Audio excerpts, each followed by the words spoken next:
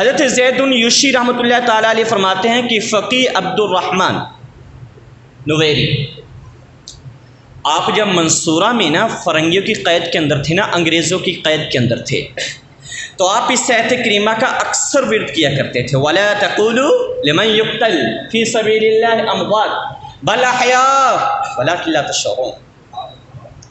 اس آیت کریمہ کا اکثر کیا کیا کرتے تھے جی؟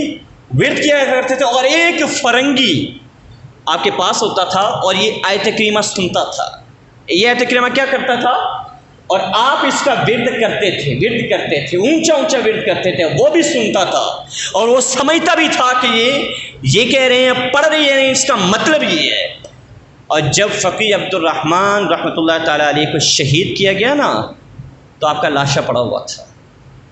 آپ کا لاشا کیا تھا جی؟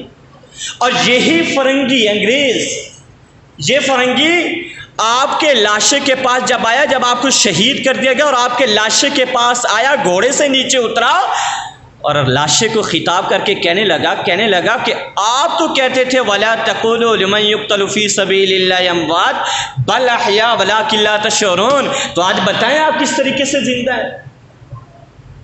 یہ اب فقی عبد الرحمن نویری اس کو فرنگی کہنے لگا۔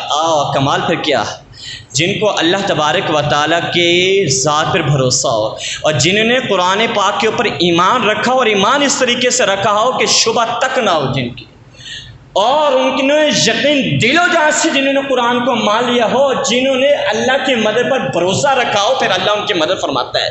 جب فرنگی نے یہ تانا دیا کہ تو کہتا تھا کہ جو اللہ کی راہ میں قتل کر دیا جائے وہ زندہ ہوتے ہیں، بتا تو کس طریقے سے زندہ ہے؟ آپ نے کیا کیا؟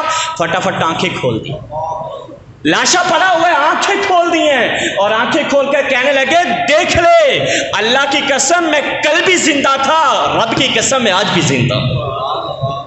انا حی ورب الکعبۃ، انا حی ورب الکعبۃ، دیکھ لے، میں جو کہتا تھا میں نہیں کہتا تھا، یہ رب کا قرآن کہتا تھا کہ جو اللہ کی راہ میں اپنی جان قربان کر دے وہ مردہ نہیں ہے بلکہ تو کہتا ہے کہ میں زندہ، دیکھ انا حی ورب الکعبۃ، رب کی قسم میں کل بھی زندہ تھا، میں آج بھی زندہ ہوں۔ یہ بات کی اور آنکھیں بند کر دی، دوبارہ سے آنکھیں بند کر دی، اور جب دوبارہ آنکھیں بند کی تو فرنگی نے، اسی فرنگی نے جو تانا دے رہا تھا نا، جھکا، آپ کے چہرے کا بھی بوسہ لیا، آپ کی پیشانی کا بھی بوسہ لیا۔